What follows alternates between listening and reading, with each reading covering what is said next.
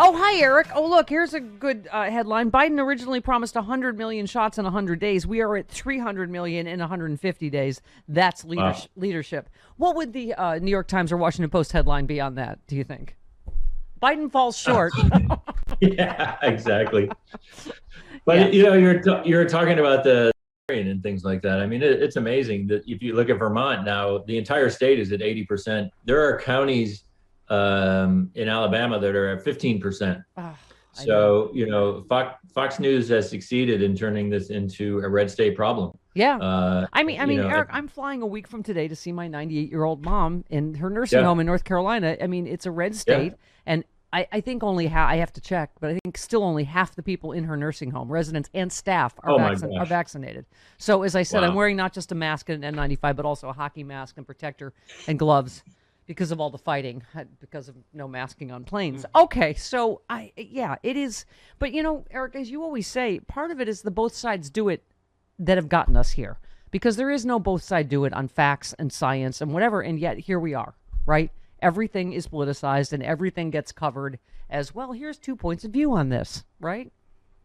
Yeah, and the Fox News and the vaccination, I mean, they've been doing this from day one, right? First, they told people not to worry about it. I mean, how many tens of thousands of people Fox News got killed, we'll never know.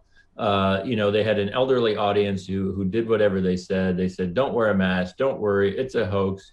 Inject bleach into your body. Obviously, we know what Trump did.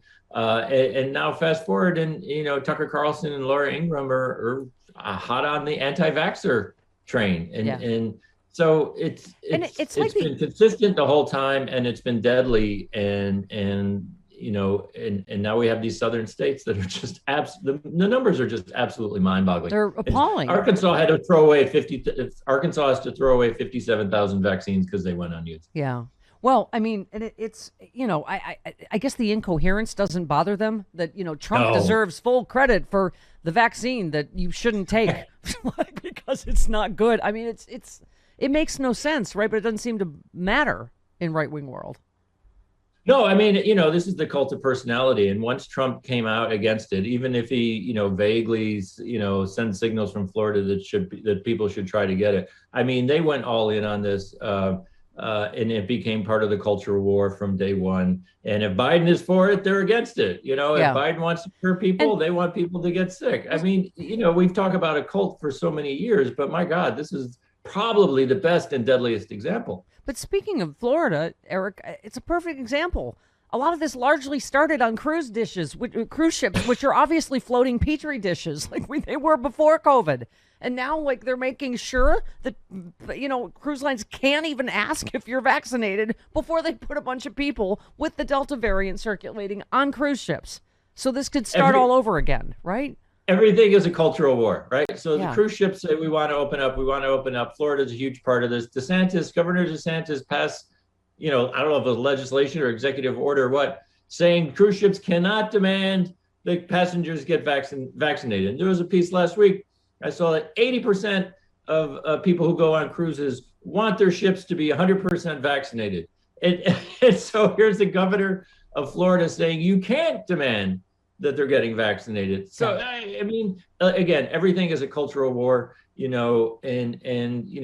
they're getting people killed. Yeah. And that's the thing we were just talking about out here in California, Eric. You can't rely on this honor system because your other employees and your customers are not going to feel safe. We don't buy the honor system that, I just got to trust that the people in this business or restaurant or whatever are not vaccinated, are vaccinated. And it's just, okay.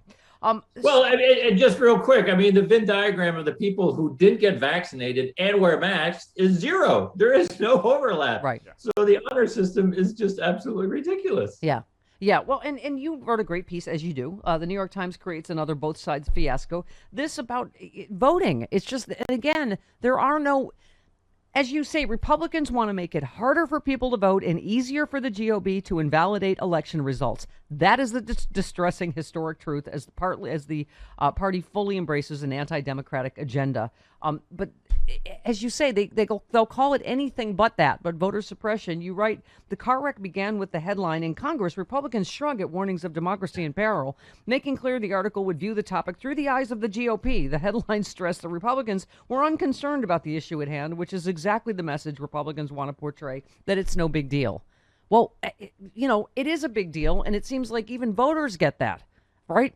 Yeah, I mean, it's the biggest deal ever. I mean, the New York Times claims Republicans think this, voter suppression is no big deal. We've never had Republican, and the whole gist was, Democrats are, signaling these warnings about the threats of democracy with these voter suppressions, trying to overturn elections, et cetera. We've never had one of our two major political parties in this country point to the other and say, we have an anti-democratic party in this country. The idea that this debate, is politics as usual is absurd. We have to, Democrats want to get rid of the filibuster. They want to pass this massive voting rights bill. That's not politics as usual. This New York Times piece was such a disaster. They literally collected quotes from Democrats who pointed to factual, accurate claims that Republicans are anti-democratic. They don't want people to vote. They're trying to overturn elections with these ridiculous, charade audits. And then they collect quotes from Republicans saying, oh, it's not that bad. It's politics as usual. If you cannot see the extraordinary crisis this country is in, and if as the New York Times, you are just going to present this as, oh, they're bickering over a tax bill type of thing. It's just absolutely, it's part of the problem, and it's been part of the problem for years. Right. I mean, thank you. You at least applaud progress. You said another news outlet that is now putting audit in quotes. This is a good move. Yeah. That, what is happening in Arizona is not an audit of any kind, particularly now that someone's taken the votes to a cabin in Montana. Like, we're so beyond what is legal or should be, this is why they should not have ever been called an audit. This is not anything close to an audit. Right. And we're shaking our heads now about these ballots being taken, across state lines. In August, we're going to be shaking our heads about something else. So this bizarre activity is not an audit, but Republicans want to spread it to Michigan and Pennsylvania and lots of other states. And when you call it an audit, it gives it this unnecessary sense of legitimacy. An audit sounds serious, and an audit sounds precise. So I was happy to see over the weekend both CNN and Washington Post, when they use audit, they put it in basically scare quotes to let readers know that this isn't what people think it is. I think they should take more additional steps, but it's a good sign that they're, Republicans want you to call it an audit. Don't play that game, call it something else. And so we're seeing a little movement. All these language issues are so important. We've been talking about for 5 years, calling Trump a liar, calling it voter suppression. There's timidity over and over. So, I'll take any signs of improvement I can see. And if they're going to put it in scare quotes, that's a good thing. That's how this happens. Oh, he seems like a nice guy. He just wants to give me a ride. And then what, Travis? You're in a cabin in Montana. Don't go to the second location. Oprah says. All right. Never. Okay. And you tweet, Eric, they confirm this every day of the year. Every DC news cycle starts with the same premise. What is the GOP angry about today? You mentioned the Washington Post piece on critical race theory. You say in a 2,000-word article about GOP attacks on critical race theory, not one Democrat's quoted. Nowhere does the Washington Post mention the GOP wants to ban critical race theory from schools, even though it's not being taught anywhere, K through 12. In schools. I mean, it's just nonsense issues that drive the news cycle.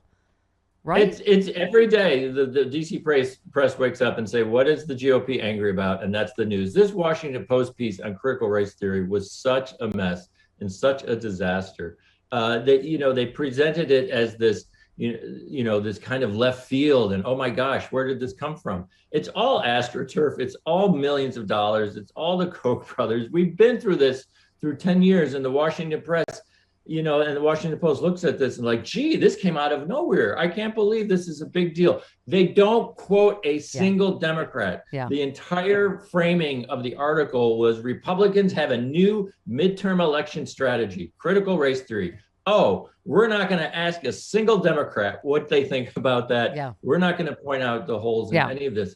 It's just stenography. And as I mentioned, critical race theory is not taught in a single K through 12 school in this country. 20 state Republican legislations have passed laws saying you can't teach something that isn't taught. Yeah. That's completely missing from all of this coverage. Thank you. And by the way, I think my DVR was trying to save my blood pressure and stopped recording me in the press. But I was a glitch. I was wrong. It did record it again yesterday. So, but you just retweeted someone saying Chuck Todd on whether the Sunday show should refuse to book election denialists. You don't know when somebody you think deserves to be banned is suddenly somebody you've got to deal with because you may not like them, but they have the power. Right, because people like you treat election denial like it's both sides do it. We both just have different opinions, as you said. Oh dear Lord, just. Yeah. Yeah, and he says it right there. If Republicans have power, I have to talk to them. If Republicans have power, I have to grant them access. Jake Tapper, to his credit, on CNN, his Sunday show will not have any of these election deniers on the show because there's no point to it. Yeah. And even if you say, oh, we're going to have a debate about this on the Sunday shows, the debates are also always a fiasco, and there's no pressing, and people just get away with it. From the point of view of the GOP talking point. Okay, real quick, we're way out over time here. But the Ashley Babbitt piece, you said total puff piece told through the soft lens of Babbitt's family. Just because you land an interview with a family doesn't mean you type up a feel-good piece about a terrorist. Okay. I don't even know where to start. Oh, Greenwald, we already mentioned that, but you said Substack Einstein amazed that the FBI did its job and infiltrated right-wing terror groups. Thank you. Stop interviewing him.